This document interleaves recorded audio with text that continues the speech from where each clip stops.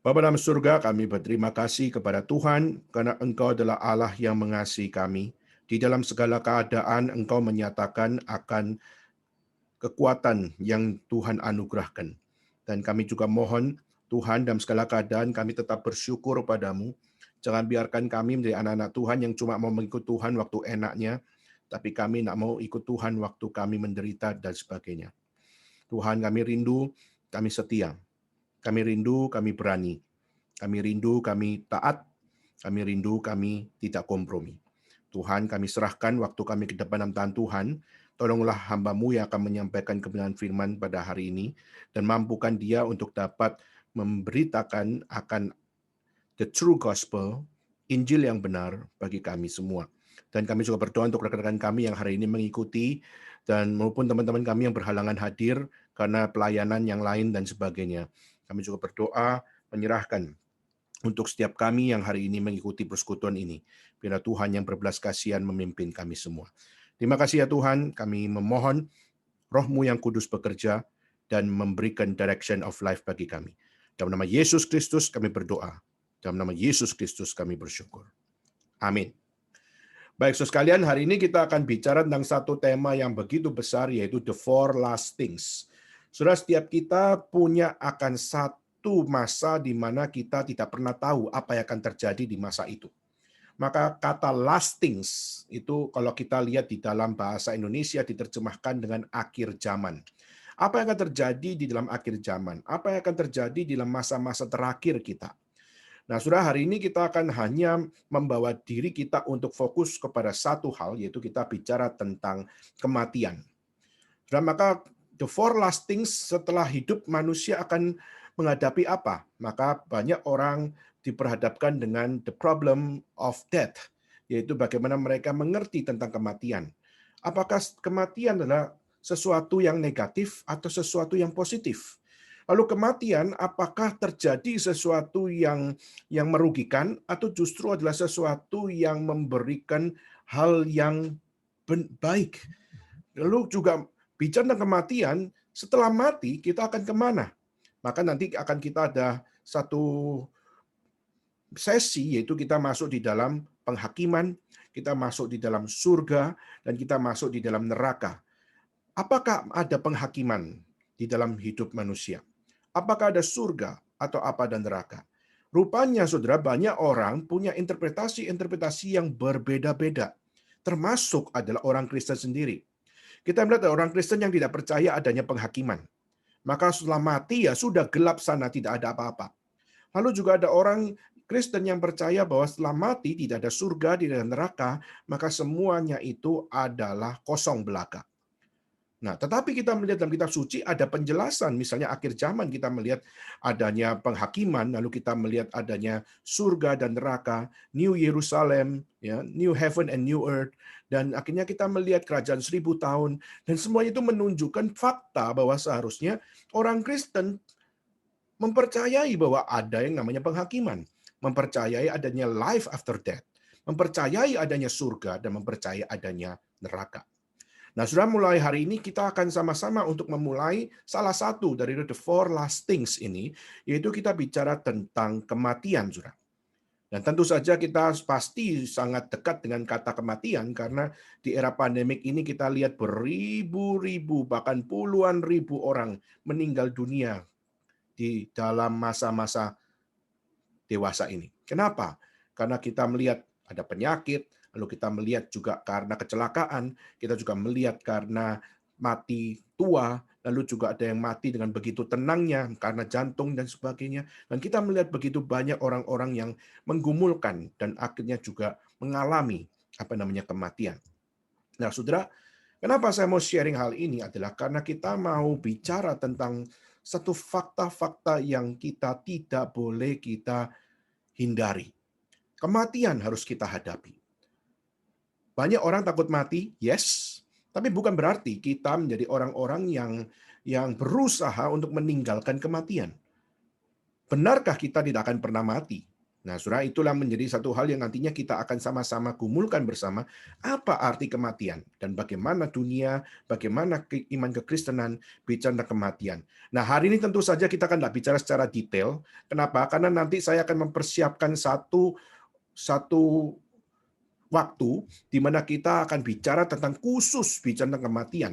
Di mana kita akan very detail, kita akan bicara tentang perjanjian lama, kita akan bicara tentang perjanjian baru, kita akan bicara tentang konsep orang-orang di dalam pre-modern, lalu di dalam modern dan juga postmodern membaca tentang tema kematian. Nah, hari ini kita nggak bahas sampai ke situ.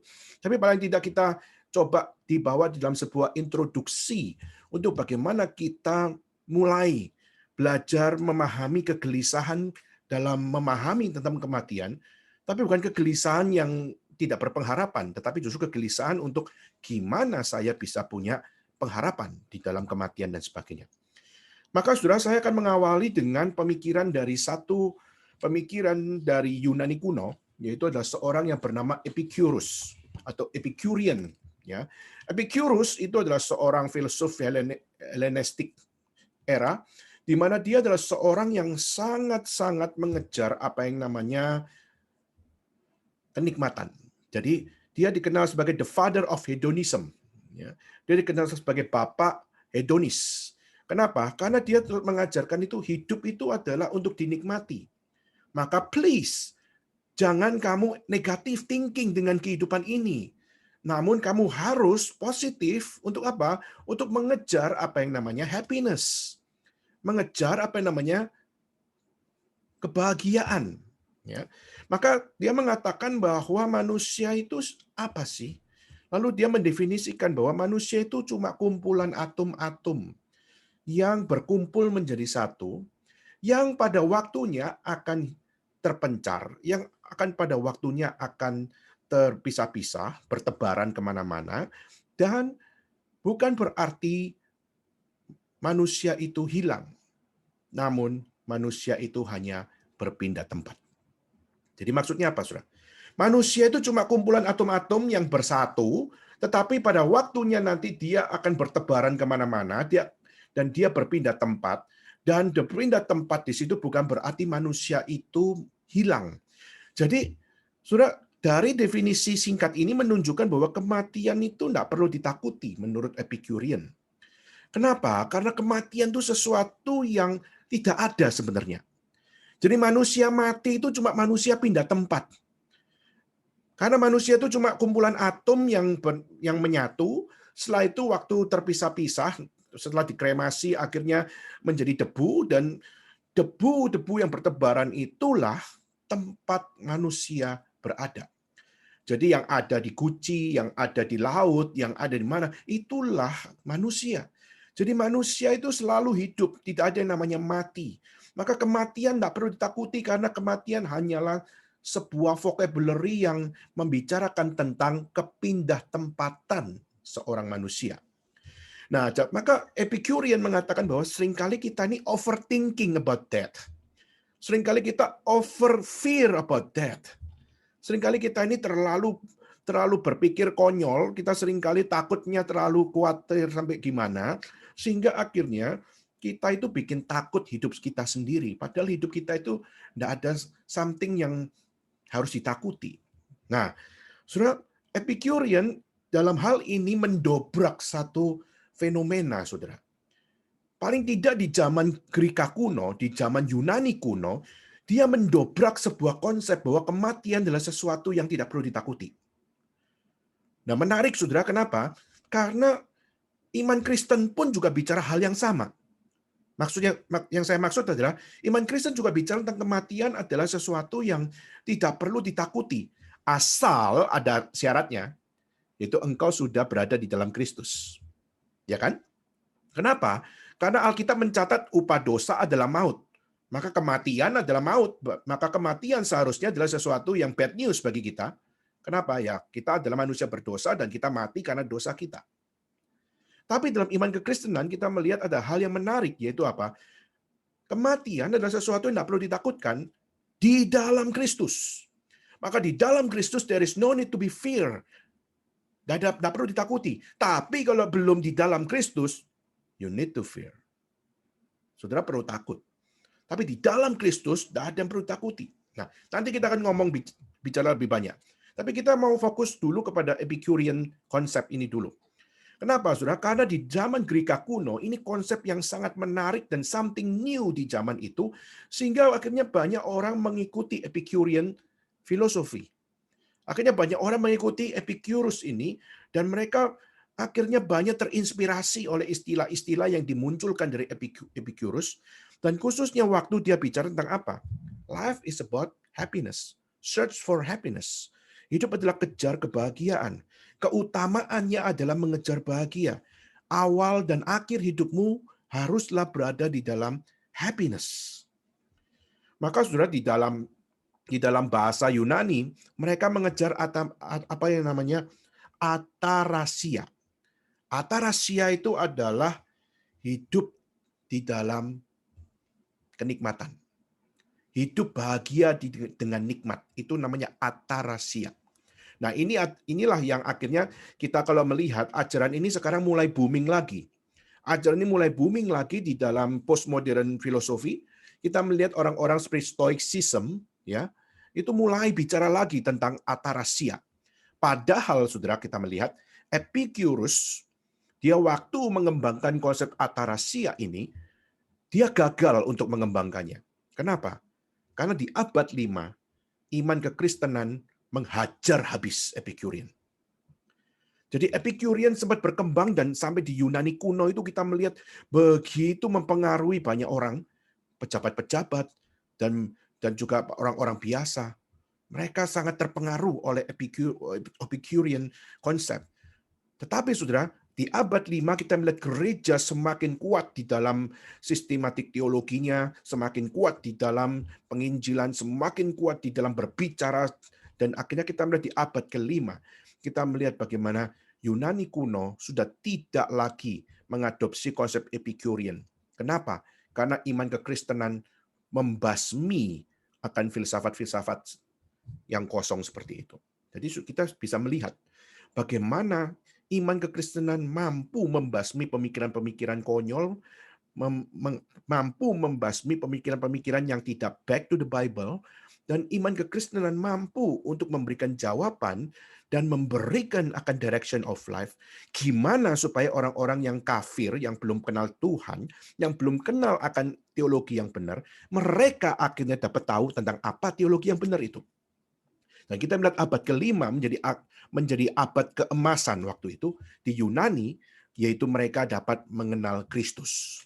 Namun sekarang di dalam postmodern era, kita melihat mereka mulai mengungkit-ungkit ulang ajaran-ajaran sesat, ajaran-ajaran bidat, filsafat-filsafat kosong, dan teori-teori konyol mulai dimunculkan lagi. Sehingga kalau kita melihat di buku-buku di Gramedia, saya sangat heran, saudara. Di dalam 1 tahun terakhir, saya karena ada di Indonesia, maka saya banyak beli buku-buku yang bersifat umum, itu di Gramedia. Dan akhirnya saya menyadari buku-buku yang saya beli rata-rata adalah filsafat-filsafat yang sudah berasal dari Yunani kuno. Dan akhirnya saya sadar bahwa rupanya sekarang orang-orang mulai mencoba untuk mencari something new, bosan dengan iman Kristen, bosan dengan ajaran-ajaran yang diajarkan oleh agama, maka mereka mulai tertarik untuk apa? Back to the old fashioned philosophy. Mereka kembali kepada satu filsafat-filsafat yang jadul di zaman Yunani kuno, dan mereka mulai coba untuk menikmati apa yang namanya happiness di dalam konsep Yunani kuno. Nah, maka dari hari ini saya coba untuk mengajak kita untuk melihat dari Epicurus, apa yang kelihatannya menarik, bahkan sampai hari ini masih dianggap menarik.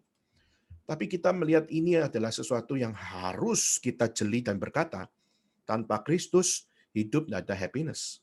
Tanpa Kristus, there is no hope. Tanpa Kristus, kita tidak punya jaminan kekal. Oke, sekarang saya kembali. Jadi Epicurus, dia adalah seorang yang mengajarkan bahwa hidup utama di dalam hidup kita ini adalah kita harus punya bijaksana. Bijaksana yang mengejar kebahagiaan. Dari awal sampai akhir hidup kita haruslah mengejar happiness. Maka pertama adalah atarasia. Atarasia yaitu mengejar happiness. Kedua adalah aponia. Jadi dia mengejar dua hal. Pertama atarasia yaitu adalah mengejar happiness. Kedua adalah mengejar aponia. Aponia adalah mengejar kesehatan. Jadi dengan sehat kamu baru bahagia. Nah, ini ada berbeda dengan iman Kristen. Kalau iman Kristen, baik kamu sehat maupun kamu sakit, kamu tetap bahagia toh di dalam Kristus, ya. Nah, tapi kalau bagi Epicurean ini sesuatu yang rada berbeda, yaitu apa? Kalau kamu sehat, maka kamu baru bisa bertemu dengan happiness. Tapi kalau kamu lagi sakit, apalagi mati di dalam penyakit dan sebagainya, itu akan tidak memberikan kepada kamu satu pengharapan. Ya, memang Epicurean membicarakan tentang satu hal, kematian itu adalah sesuatu yang tidak ada, hanya pindah tempat. Tapi waktu pindah tempat di dalam rasa sakit atau pindah tempat di dalam rasa menderita dan sebagainya, itu adalah sesuatu yang tidak sehat dan itu tidak mungkin bahagia. Nah, jadi Epicurean mengejar atarasia, kedua adalah mengejar aponia. Nah, saya akan lanjutkan dengan Epicurean menganggap kematian itu adalah sesuatu yang seringkali dikaitkan dengan rasa takut. Maka setiap orang takut mati dan sebagainya. Nah, pertanyaannya adalah, kenapa orang takut mati? Pertama, bagi dia adalah karena mereka tidak menikmati dengan maksimal apa arti kenikmatan. Dan dia tidak menikmati dengan maksimal apa arti yang namanya kesehatan. Dan ketiga, mereka tidak menikmati apa yang namanya persahabatan. Apa maksudnya? Mungkin yang satu kedua sudah saya jelaskan tadi ya. Tapi yang ketiga yaitu adalah persahabatan. Nah, apa dia maksud dengan persahabatan atau friendship, saudara? Nah, Epicurus mengatakan bahwa soal makan, soal minum itu urusan biasa. Hedonis itu kan menikmati makan, menikmati minum, menikmati seks, menikmati apapun gitu kan. Menikmati segala sesuatu itu namanya hedon. Nah, tapi pertanyaannya adalah dia mengatakan bahwa memang makan itu adalah sesuatu yang nikmat, minum sesuatu yang nikmat, seks juga adalah sesuatu yang nikmat. Segala sesuatu di dalam kehidupan kita yang kita sukai itu sesuatu yang nikmat. Tapi dia mengatakan, meskipun demikian, seks, makan, minum, meskipun memiliki daya nikmat, dia mengatakan kenikmatan yang paling yang paling panjang itu adalah kenikmatan memiliki friendship. Kenikmatan punya teman. Bahkan punya teman itu lebih berharga daripada punya istri. Wah, saudara, saya waktu baca ini aneh sekali nih. Punya istri itu adalah teman hidup loh. Tapi bagi dia, istri itu tidak sebanding dengan teman baikmu, sahabat karibmu. Jadi dia mengatakan sahabat itu lebih meaningful daripada termasuk istrimu. Kenapa? Karena istrimu hanyalah teman hidupmu, tetapi sahabatmu itu adalah sosok yang bisa memberikan kepadamu akan satu kenikmatan atau memberikan konsep kesehatan dan memberikan kepada kamu konsep bahwa apa? Hidup itu ada meaningnya, ada nikmatnya, yaitu nikmat sebagai sahabat. Nah, saudara, nanti di dalam waktu berikutnya saya akan banyak bicara tentang hal itu. Tetapi saudara, paling tidak saya mau mengajak saudara untuk melihat Epicurus, orang yang waktu itu begitu booming dan mendobrak akan filsafat di zaman Greka kuno, paling tidak menunjukkan bahwa di dalam hidup ini kita harus fokus kepada kenikmatan tersebut. Jadi dia mengatakan salah sendiri kenapa orang bisa tak punya rasa takut. Berarti dia punya hidup kurang nikmat. Jadi kalau kamu mau menghalangi rasa takutmu, kamu harus apa? Nikmati lebih lagi apa yang namanya hidup. Jadi kalau saudara hari ini punya rasa takut, lalu saudara harus berkata, kenapa saya bisa rasa takut? Karena saya nggak merasa secure. Kenapa saya kok bisa secure? Ya karena saya kurang nikmat. Apa yang selama ini kamu suka nikmati? Misalnya film gitu ya. Saudara suka lihat Netflix atau saudara suka lihat YouTube dan sebagainya. Maka dia katakan yaitu apa? Jangan berhenti untuk nonton Netflix. Jamnya tambahkan berlipat-lipat supaya kamu bisa menikmati kenikmatan. Maka waktu kamu menikmati semuanya itu lebih banyak lagi, menikmati makanan lebih banyak lagi, menikmati minuman lebih banyak lagi, menikmati seks begitu lebih banyak lagi, maka kamu kalaupun mati, kamu akan rela mati. Kenapa? Karena kamu menikmati dengan kepuasan yang sangat maksimal. Jadi dia mengatakan rasa takut itu ada adalah karena kamu tidak merasa nikmat di dalam hidup. Kedua adalah rasa takut adalah sesuatu yang harus dihindari. Jadi dia mengatakan rasa takut itu jangan dijadikan teman.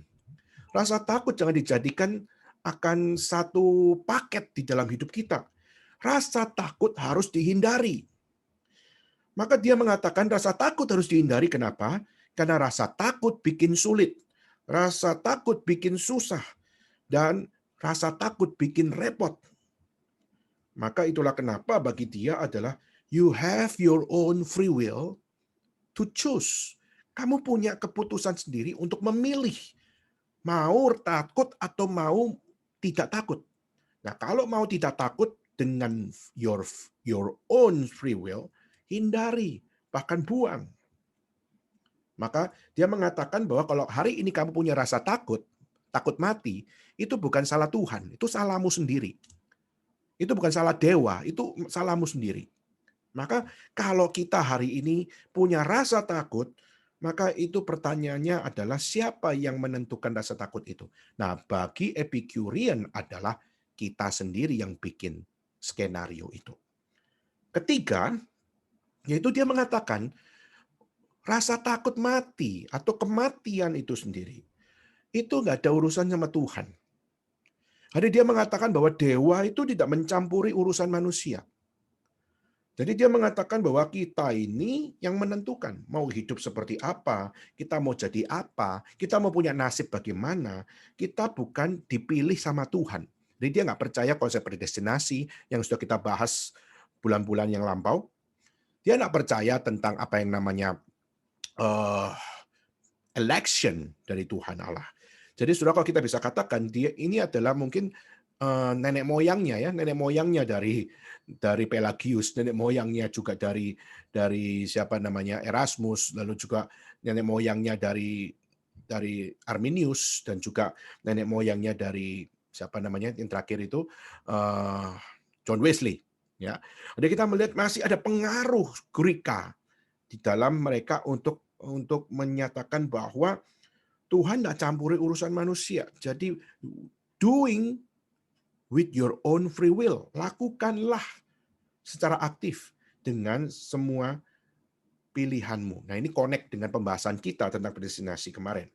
Nah, dan keempat, Saudara, yaitu adalah konklusi yang saya tadi katakan di awal, yaitu death no worries. Jadi kematian, siapa takut?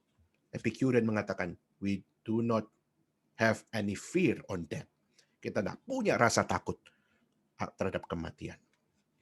Nah, saudara, maka itulah kenapa konsep Epicurean di Greka kuno waktu itu sebelum abad 5 itu menganggap bahwa orang-orang di zaman ini itu overthinking, over fear dan sebagainya sehingga kematian ditakuti, akhirnya semua jadi kepo, semua jadi parno, semua jadi kacau balau dan sebagainya. Maka Epicurean menjadi booming waktu itu karena seakan-akan memberikan pengharapan seperti orang Kristen memberikan pengharapan tentang Kristus melampaui kematian. Nah, Saudara, tetapi dan kita bisa melihat Epicurean itu memang sesuatu yang menarik, Saudara. Kenapa? Karena di zaman itu mereka percaya bahwa segala sesuatu itu ada porsinya. Jadi dia mengatakan bahwa orang kalau mau makan, menikmati makan boleh nggak? Boleh. Menikmati uang boleh nggak? Boleh. Menikmati seks boleh nggak? Boleh. Bagi mereka, everything itu diperbolehkan. Tetapi kesannya adalah mungkin kita mengatakan bahwa, wah berarti dia hamba uang dong, berarti dia hamba seks dong, berarti dia adalah hamba di dalam mengejar apa namanya kebahagiaan dong. Saudara, Epicurus mengatakan, saudara, kita harus mengejar makan, kita harus mengejar minum, kita harus mengejar seks, kita harus mengejar hidup bahagia. Tapi kita bukan fokus menjadi hamba uang atau menjadi hamba makanan atau menjadi hamba seks. Tapi apa? Tapi kita paling tidak memiliki self-fulfillment. Apa itu self-fulfillment? Itu kita bisa melakukan satu tindakan di mana kita fulfillment tuh berarti kita menggenapi istilah kerennya. Kalau istilah biasanya itu adalah kita melakukan apa yang kita suka dan kita mendapatkan apa yang kita suka. Kita mengharapkan sesuatu dan sesuai harapan kita mendapatkannya. Misalnya hari ini saya bilang, saya mau makan steak. Saya mau makan steak. Mungkin Cik Claudia bilang, kagak boleh ya, lu masih sakit ya, makan steak apaan lu?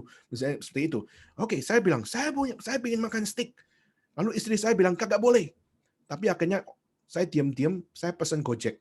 Ya, saya tahu Gojek, pesan Gojek, stick mana enak gitu kan. Tapi paling enggak akhirnya demi supaya harapan saya tercapai, akhirnya saya pesan GoFood. Dan akhirnya saya dapat misalnya apa? Misalnya saya dapat Tony Romas. Tony Romas Gojek ya, aneh banget ya. Dan akhirnya waktu dapat dan akhirnya makan, akhirnya saya bilang, wah, accomplish. Ada self fulfillment. Ada satu hal, harapan saya tercapai. Nah, Saudara, bagi Epicurus, kita bukan ngejar uangnya atau ngejar makannya, ngejar seksnya dan menjadi hamba uang, hamba seks dan sebagainya. Bukan itu. Yang ditekankan Epicurus adalah kamu punya target yang kamu mau fulfill. Kamu punya target harapan yang kamu mau dapatkan. Misalnya saya mau kaya, maka saya harus bagaimana memiliki self-fulfillment untuk saya dapatkan kekayaan itu. Jadi ada hikmatnya juga, yaitu apa? Berarti bukan jadi hamba uang, bukan jadi hamba makanan.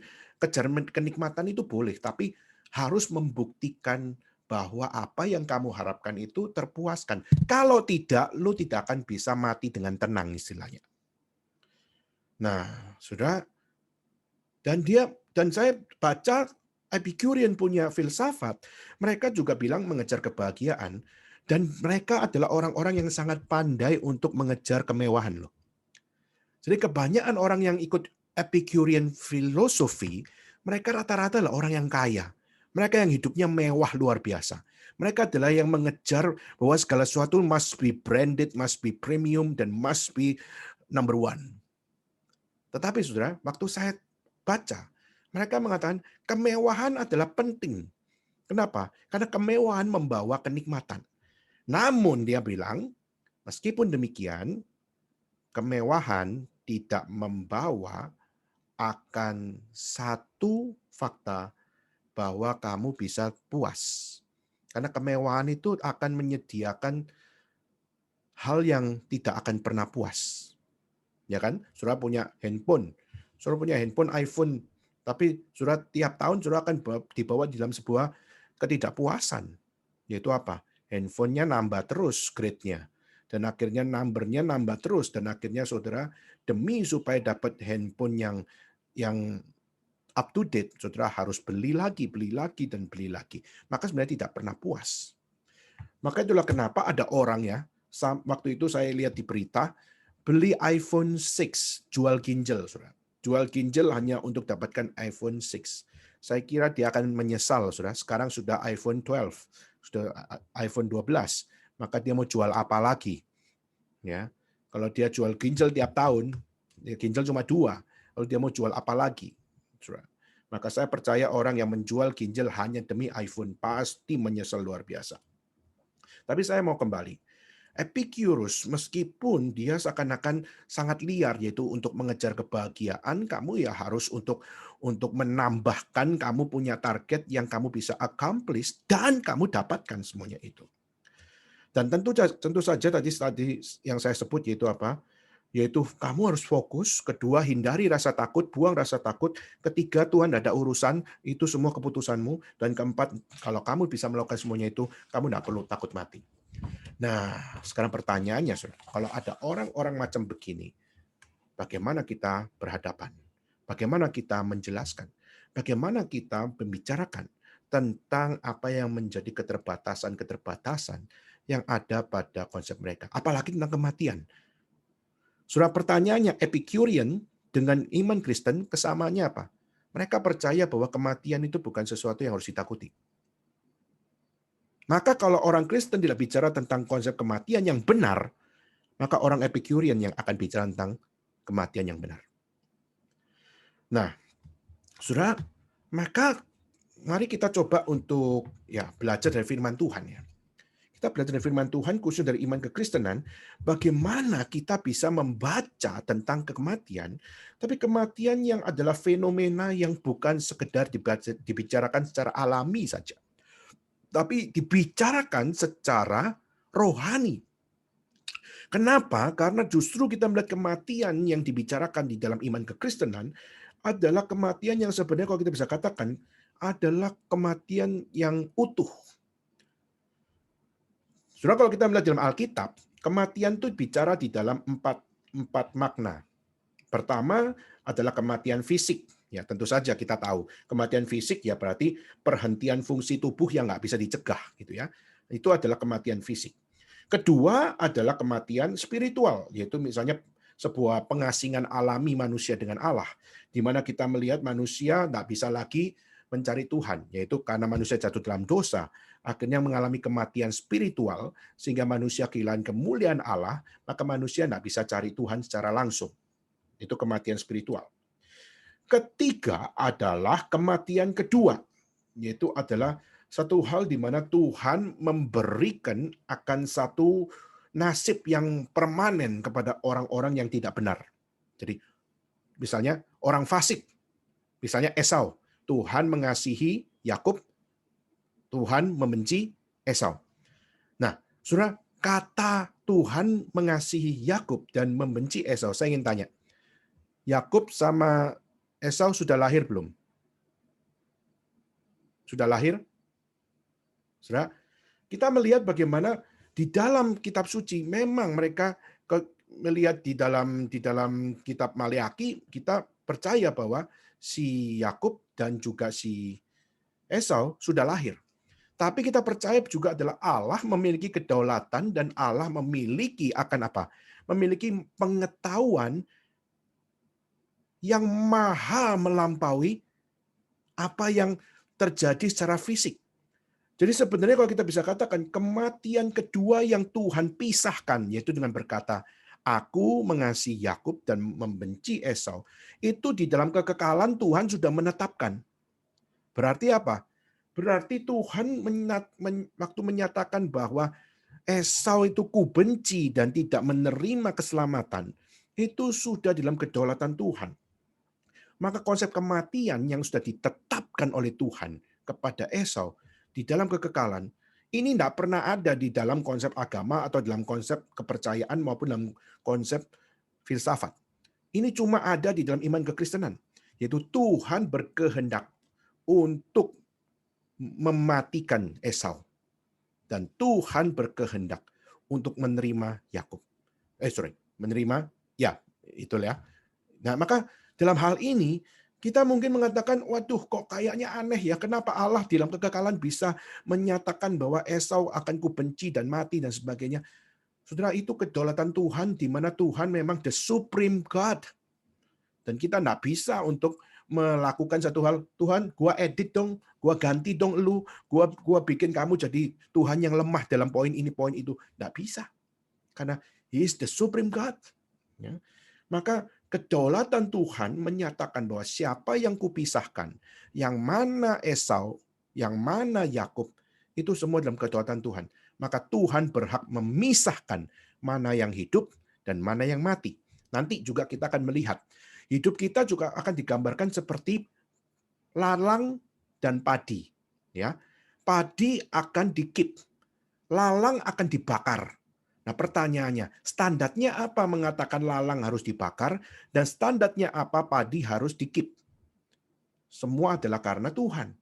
Maka Tuhan akan membiarkan padi dan lalang bersama-sama, tetapi nantinya dari padi dan lalang yang tumbuh bersama itu, yang padi dikip dan yang lalang dibakar, dan semua itu kedaulatan siapa yang menentukan? Kedaulatan Tuhan yang menentukan.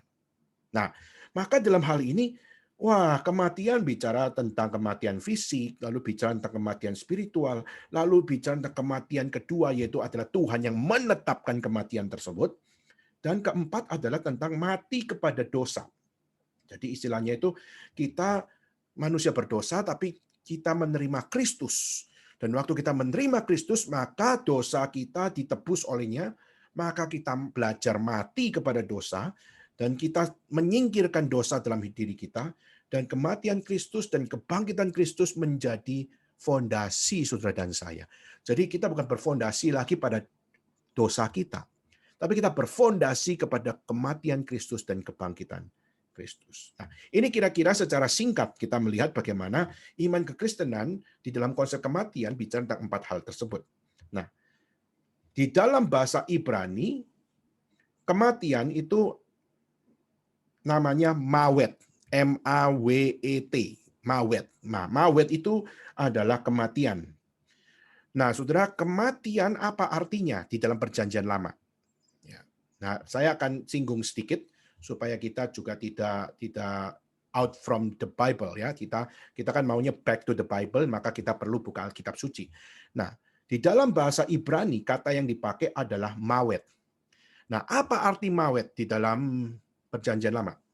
Nah, saya ingin kita coba lihat di dalam 2 ayat ya. Hari ini kita tidak akan panjang, kita akan lihat dari 2 ayat. Pertama kita lihat di dalam Ayub 34 ayat 24 dan 25. Oke, Ayub 34 ayat 24 dan 25.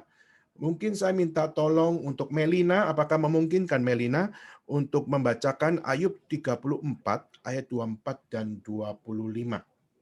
Bentar ya, Ko ya. Ya. Ayub 34 ayat 24 dan 25.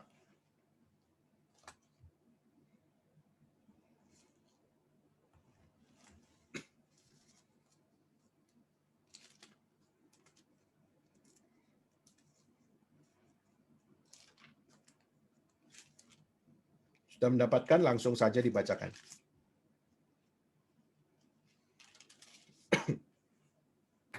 Sorry, Kodan, ini Ayub 20 34 34 ayat 24 25. Oke. Ayub 34 ayat 24 sampai 25. Orang-orang yang perkasa diremukannya dengan tidak diperiksa, dan orang-orang lain diangkatnya ganti mereka. Jadi ia mengetahui perbuatan mereka dan menggulingkan mereka di waktu malam sehingga mereka hancur lebur. Oke. Saudara, orang-orang perkasa diremukannya dengan tidak diperiksa dan orang-orang lain diangkatnya ganti mereka. Jadi ia mengetahui perbuatan mereka dan menggulingkan mereka di waktu malam sehingga mereka hancur lebur. Ya. Saudara, kita melihat bagaimana mereka orang-orang yang perkasa diremukannya. Diremukannya yaitu adalah menerima sebuah penghukuman. Nah, istilahnya kalau kita melihat dikatakan yaitu apa?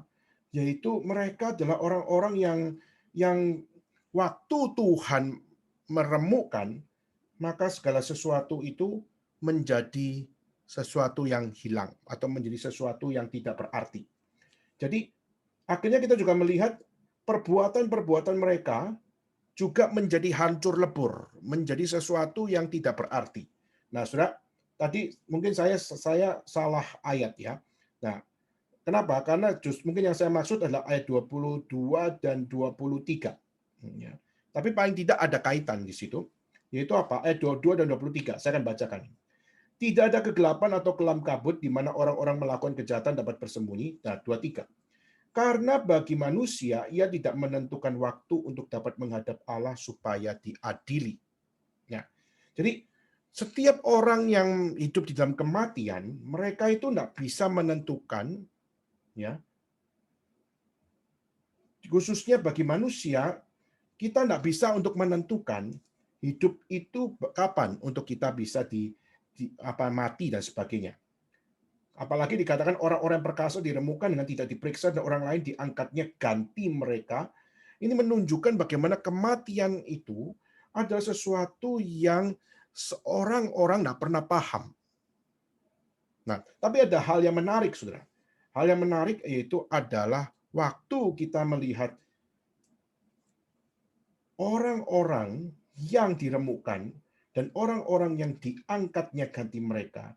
Dikatakan ayat 25, ia mengetahui perbuatan mereka, ia menggulingkan mereka di waktu malam sehingga mereka hancur lebur. Nah, saudara, kata ia mengetahui perbuatan mereka dan menggulingkan mereka di waktu malam.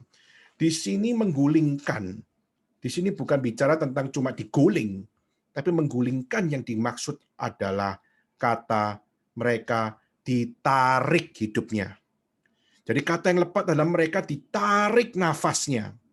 Orang-orang perkasa itu ditarik nafasnya. Dan mereka ditarik nafasnya, nafas kehidupannya diambil, ditarik kembali. Kenapa? Karena hidup mereka adalah Tuhan yang punya. Dan Tuhan berhak untuk mengambil nafas mereka. Tuhan layak untuk menggulingkan mereka. Tuhan layak juga untuk meremukkan mereka. Jadi, saudara, ekspresi-ekspresi di dalam bahasa Indonesia terlalu kaku. Tapi kalau kita melihat di dalam bahasa aslinya, mereka mengajak untuk apa? Aku berhak untuk meremukkan engkau dengan menarik nafasmu. Aku berhak untuk menghancur leburkan engkau dengan menarik nafasmu. Menggulingkan kamu dengan menarik nafasmu. Nah, saudara, maka kata yang muncul adalah penarikan kembali nafas kehidupan. Jadi kematian itu apa? Kematian itu adalah penarikan kembali nafas kehidupan yang Tuhan sudah berikan kepada manusia. Dan waktu manusia sudah tidak melakukan dengan benar, Tuhan tidak segan-segan untuk menggulingkan, meremukkan, bahkan untuk mengambil kembali nafas tersebut. Jadi kita melihat kematian seakan-akan menjadi satu sense of judgment dari Tuhan. Jadi seakan-akan Tuhan itu waktu bicara kematian ada judgment yang Tuhan nyatakan, yaitu untuk orang-orang yang perkasa, untuk orang-orang yang kafir, digambarkan kematian itu sebuah penarikan kembali nafas yang di dalam kedaulatannya, di dalam judgment-nya meremukkan, menghancur leburkan mereka. Nah, mungkin kita dapat sense-nya negatif di sini tentang kematian, yaitu adalah Tuhan menarik nafas mereka. Saya nggak tahu, saudara, waktu kecil pernah dapat traktat, saudara. Traktat yaitu bagaimana traktat yang menggambarkan bagaimana malaikat maut kalau dia melihat ada orang yang mau mati, dia muncul dan akhirnya dia digambarkan tangannya kalau menunjuk kepada orang itu, langsung orang itu akan jantungan dan mati. Ini traktat yang saya pernah baca waktu masih kecil. Nah, itu sangat mirip dengan konsep yang dimaksud dengan Ayub pasal 34 tadi. Itu adalah aku tidak segan-segan untuk meremukkan, menghancurkan, dan bahkan menggulingkan dengan menarik kembali nafas itu supaya engkau tidak lagi hidup. Nah, ini konsep perjanjian lama dalam Ayub. Ya. Tapi kita juga bisa lihat dalam Pengkhotbah pasal 2 ayat 16. Coba minta Henry bisa bacain. Henry, Pengkhotbah pasal 2 ayat 16.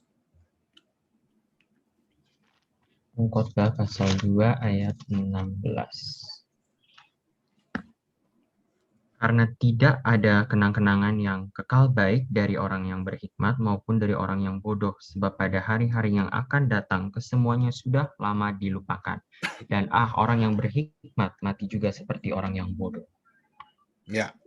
Jadi Pengkhotbah mengatakan bahwa kematian jangan dianggap adalah kematian yang beda level. Kalau orang benar matinya lebih enak.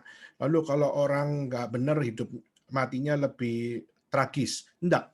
Jadi akhirnya Pengkhotbah pasal 2 ayat 16 mengatakan bahwa kematian itu baik orang perkasa, baik orang lemah, baik orang percaya, orang tidak percaya, orang Kristen, non-Kristen, ya, orang yang ateis maupun orang yang percaya Tuhan, mereka semua akan berada dalam posisi mati yang sama.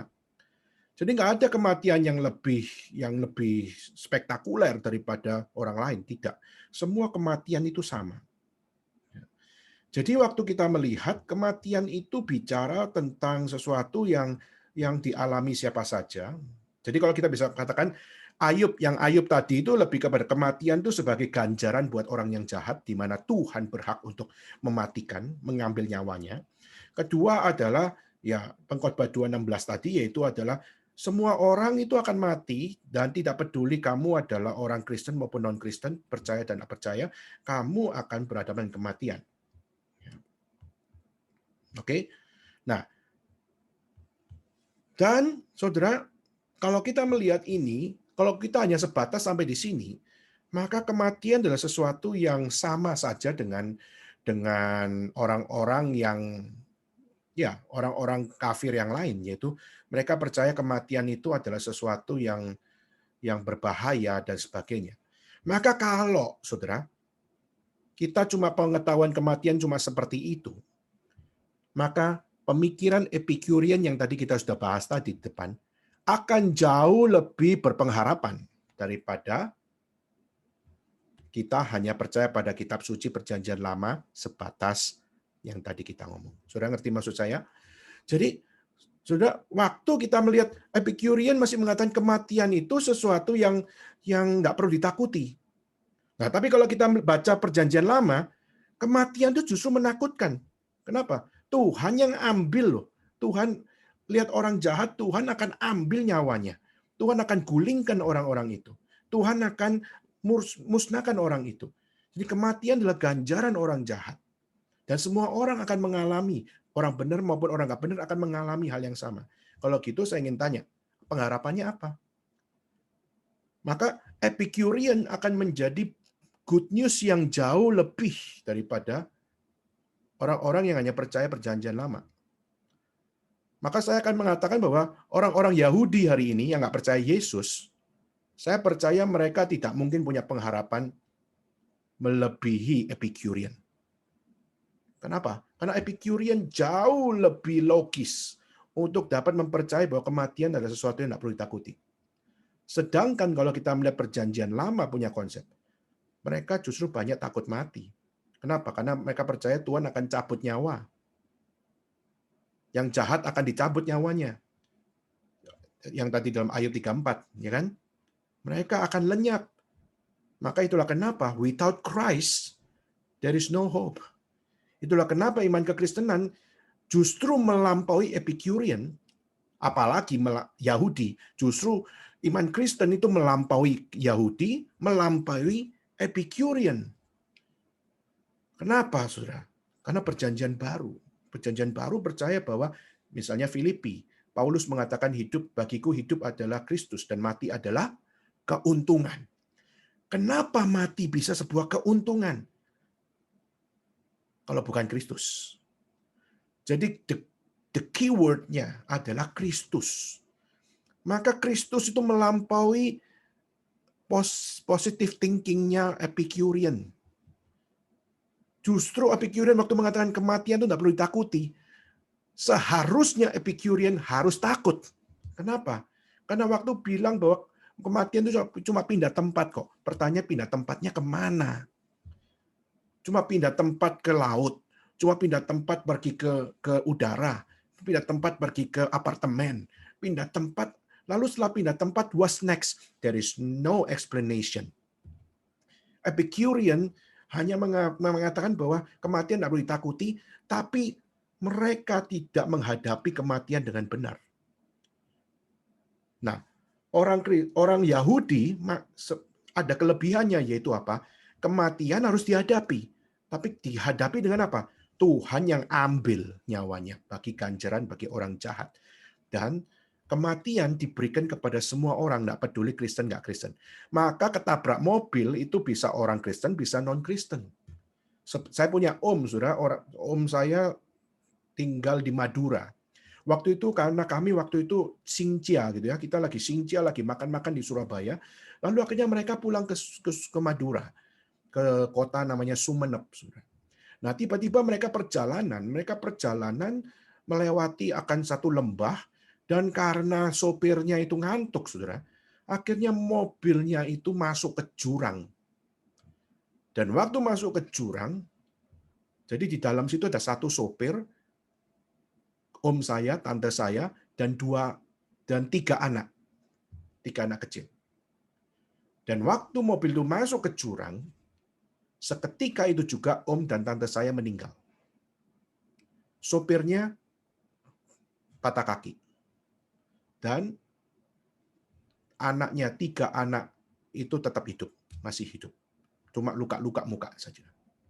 Nah, saudara, waktu itu ada orang yang mengatakan, wah itu pasti bohoki ya. Oh, nggak hoki nih.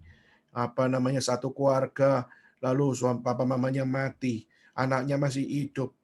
Ini adalah satu hal kemarahan dewa ini. Pertanyaan, benar nggak bahwa sekedar kemarahan dewa? Saudara, kita percaya bahwa iman kekristenan tidak percaya semuanya itu. Justru matinya orang benar, matinya orang fasik, itu semua bukan ditentukan dari secara mata melihat mereka matinya kayak apa. Tetapi justru kita melihat kematian mereka adalah kematian yang sama. Namun yang membedakan adalah di dalam mereka ada Kristus atau tidak. Kalau ada Kristus, mereka nggak takut mati. Mati adalah keuntungan, plus. Death is not minus. Death itu plus. Maka mati bersama Kristus, hidup kekal di dalam Kristus, di mana upah dosa adalah maut, itu sudah terselesaikan. Jadi bukan maut yang mengakhiri hidup, walaupun matinya karena maut ya, matinya adalah karena mereka manusia berdosa ya pasti mati. Tapi pertanyaannya adalah bukan maut yang mengakhiri hidup mereka, tapi justru Kristus mati dan menebus hidup mereka sehingga mereka tidak mati seperti yang dialami oleh orang yang bersama Tuhan, yaitu maut. Justru maut sudah ditanggung oleh Kristus yang mati. Kristus sudah menebus mereka. Maka kematian, kenapa Yesus harus mati adalah untuk menggantikan kematian kita.